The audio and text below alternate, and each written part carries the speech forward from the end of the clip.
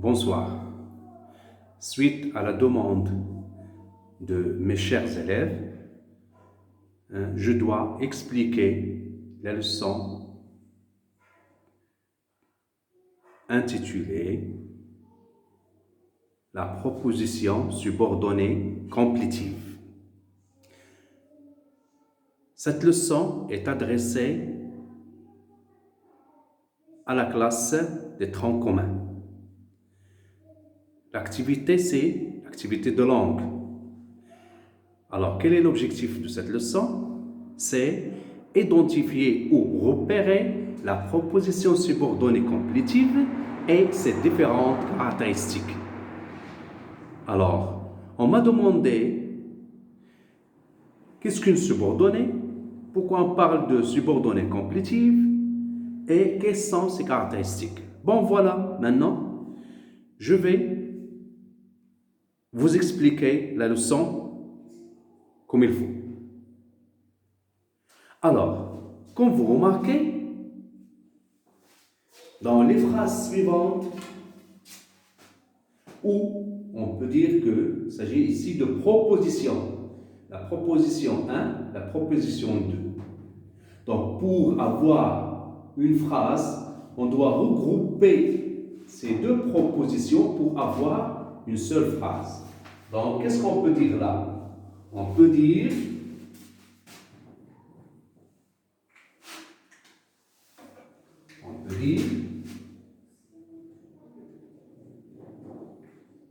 il dit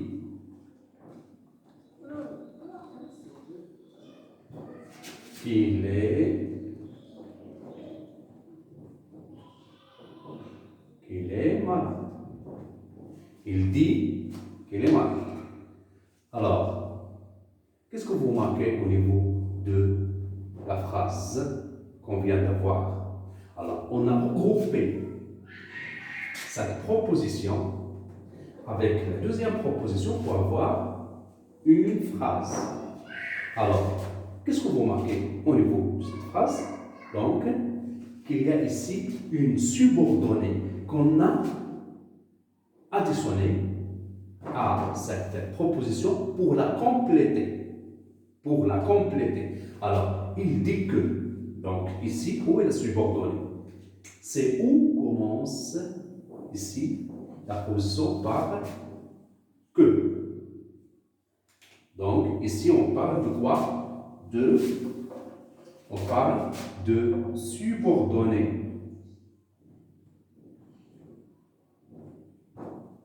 Subordonnée. Et lorsqu'il complète cette proposition, on dit subordonnée complétive, qui complète. Complétive. Subordonnée complétive. Et par quoi ils sont liés l'un l'autre ou l'une l'autre? Cette proposition avec cette proposition par un que. Ce que, c'est une conjonctive. Donc, on parle de subordonnée complétive conjonctive.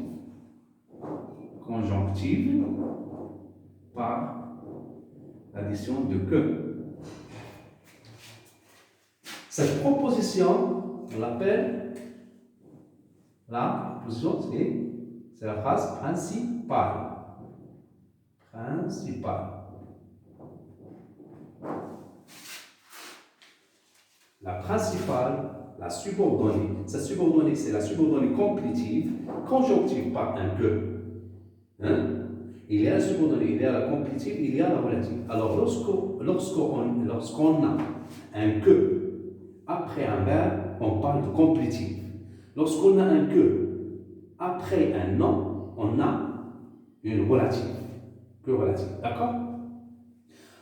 Cette subordonnée, elle est essentielle pour compléter une phrase.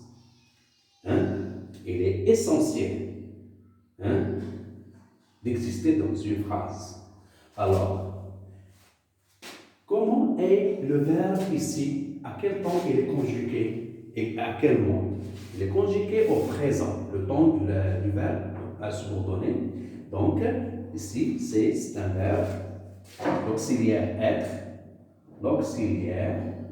être au présent. De quel mode? Le présent, c'est le temps de l'indicatif. L'indicatif. D'accord? Alors, quelle est la fonction de la subordonnée? Cette subordonnée-là. Quelle est la fonction par rapport à la principale? Quelle est sa fonction? Donc, on a dit qu'elle complète cette proposition, la principale, mais il joue quelle fonction? Donc, il dit quoi? Donc, une chose, il dit quelque chose. Donc, c'est la fonction, c'est COT. Sa fonction, la fonction COT, c'est-à-dire complément d'objet direct. D'accord? On va compléter ça dans ce tableau. On va parler de ça. Donc, la subordonnée complétive. Où est ici la subordonnée, d'après vous? Donc, c'est, il dit, donc, c'est la même phrase maintenant. Donc, il dit que c'est la subordonnée. Subordonnée complétive par un que. D'accord? Quelle est sa fonction? On a dit que sa fonction, c'est COT, complément d'objet direct. Et le mode, c'est l'indicatif, le présent de l'indicatif. Donc, c'est l'indicatif. Alors ici, il faut que vous restiez à la maison. Donc, il faut, c'est la principale, c'est P, c'est-à-dire principale, que vous restiez à la maison, c'est la subordonnée complétive. Donc, d'accord? Le verbe ici, à quel temps il est conjugué? Après, il faut que, on a toujours le subjonctif, avec des sujets différents. Donc, il faut que vous restiez et non pas vous restez. C'est le subjonctif et non pas le présent.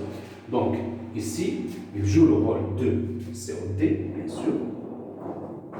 Complément d'objet direct, il faut quoi? Quelque chose. Oui, ici, on a le subjonctif, le temps subjonctif. Comme vous remarquez, il faut bien retenir les temps des verbes. Il faut bien apprendre la conjugaison par cœur. Alors ici, le mieux, c'est qu'elle est sage. On a ici attribut de sujet. L'attribut de quoi? D'un sujet.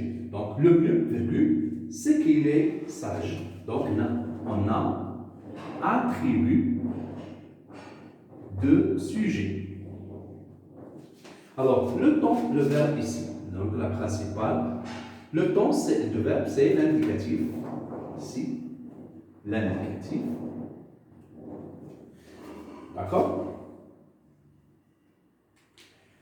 Pour la dernière phrase, alors on a ici qu'il soit sage est le plus important. Alors, une remarque, c'est que on n'a pas toujours, c'est pas forcément d'avoir toujours la principale au début. Comme pour cette phrase, on a la subordonnée ici et la principale ici. Ici la principale, ici la subordonnée. Subordonnée avec un que, qu'il soit sage. Le verbe c'est l'auxiliaire être au subjonctif. Donc qu'il soit sage est le plus important. Donc c'est la subordonnée. Donc on a ici quoi? Il joue ici, la subordonnée joue le rôle d'un sujet. Et le plus important, c'est quoi? On a un sujet. Elle est le plus. Donc qu'il soit sage, donc il porte la fonction d'un sujet. Et le verbe ici, c'est l'auxiliaire être au subjonctif. Donc ici on a subjonctif. Le mot c'est le subjonctif. Subjonctif. D'accord?